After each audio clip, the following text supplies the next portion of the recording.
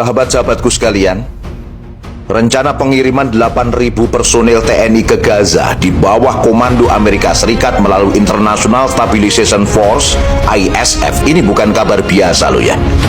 Ini lonceng bahaya bagi umat Islam. Bagaimana mungkin tentara dari negeri mayoritas muslim ditempatkan dalam satu garis komando dengan negara yang selama ini menjadi pelindung utama penjajahan Palestina? Dalam perspektif syariat Islam, menempatkan militer muslim di bawah kendali negara kafir penjajah yang nyata memerangi kaum muslimin, kafir harbi muhariban fi'lan, adalah perkara yang sangat-sangat serius. Dalam kitab Saksiyah Islamiyah jilid yang kedua dijelaskan, hubungan militer negeri Islam dengan pihak penjajah yang memerangi kaum muslimin adalah terlarang alias haram hukumnya. Amerika bukan pihak netral. Mereka adalah penyokong utama entitas penjajah Zionis Yahudi. Maka jika komando pasukan kita berada di bawah mereka, ini bukan sekadar kerjasama teknis, ini menyangkut kedaulatan, akidah, dan keberpihakan. Allah Subhanahu wa Ta'ala berfirman, "Wala yaj'alallahu lil kafirina 'alal mu'minina sabila." Dan Allah sekali-kali tidak akan memberi jalan kepada orang-orang kafir untuk menguasai orang-orang yang beriman. Menjadi wakil komando di bawah struktur komando negara penjajah Amerika Serikat, apakah ini bukan membuka jalan dominasi strategis negara-negara kafir itu? Kemudian firman Allah Ta'ala, "Ya ayyuhalladzina amanu la tattahidul kafirina awliya'a min dunil mu'minin." Wahai orang-orang yang beriman, janganlah kamu menjadikan orang-orang kafir sebagai teman setia aulia dengan meninggalkan orang-orang mukmin. Ini jelas syariat melarang menjadikan kaum kafir, apalagi muhariban fi'lan, sebagai aulia, teman setia yang mengatur urusan strategis umat seperti di Gaza saat ini. Misi ini mengarah pada pelucutan senjata Hamas dan jihad Islam. Maka pertanyaannya, apakah pasukan ini dikirim untuk membebaskan Gaza? Bukanlah.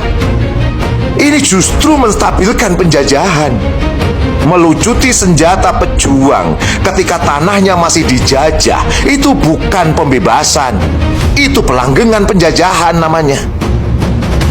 Seharusnya pengiriman pasukan tentara itu dilakukan untuk membantu pembebasan Palestina dari penjajahan. Oleh karena itu, wajib pengiriman tentara itu dilakukan secara mandiri, di bawah keputusan dan kepemimpinan umat Islam sendiri, tanpa komando negara penjajah yang memusuhi umat Islam dan pro Israel seperti Amerika, dan tanpa agenda pelucutan senjata dari jihad yang ada di sana. Karena tugas militer dalam perspektif syariah adalah futuhat, pembebasan, bukan menjadi satpam stabilisasi kepentingan global.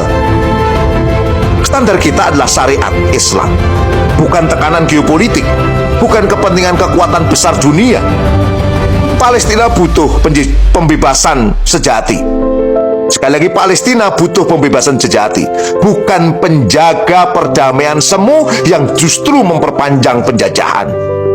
Jika Anda setuju bahwa pembebasan terhadap Palestina harus bermartabat dan mandiri, suarakan, sebarkan. Jangan biarkan umat ini kehilangan arah sikapnya. Allahu Akbar. TNI ke Gaza di bawah komando Amerika Serikat melalui International Stabilization Force (ISF) ini bukan kabar biasa loh ya.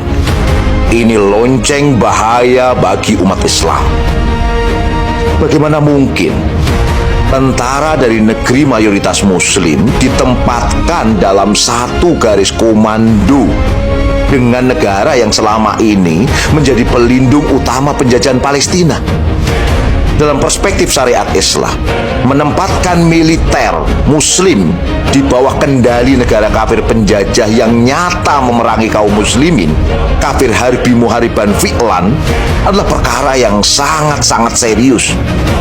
Dalam kitab Saksiyah Islamiyah jilid yang kedua dijelaskan, hubungan militer negeri Islam dengan pihak penjajah yang memerangi kaum muslimin adalah terlarang alias haram hukumnya. Amerika bukan pihak netral. Mereka adalah penyokong utama entitas penjajah Zionis Yahudi. Maka jika komando pasukan kita berada di bawah mereka, ini bukan sekadar kerjasama teknis, ini menyangkut kedaulatan, akidah, dan keberpihakan. Allah Subhanahu wa taala berfirman, "Wala yaj'alallahu lil kafirina 'alal mu'minina sabila." Dan Allah sekali-kali tidak akan memberi jalan kepada orang-orang kafir untuk menguasai orang-orang yang beriman. Menjadi wakil komando di bawah struktur komando negara penjajah Amerika Serikat, apakah ini bukan membuka jalan dominasi strategis negara-negara kafir itu?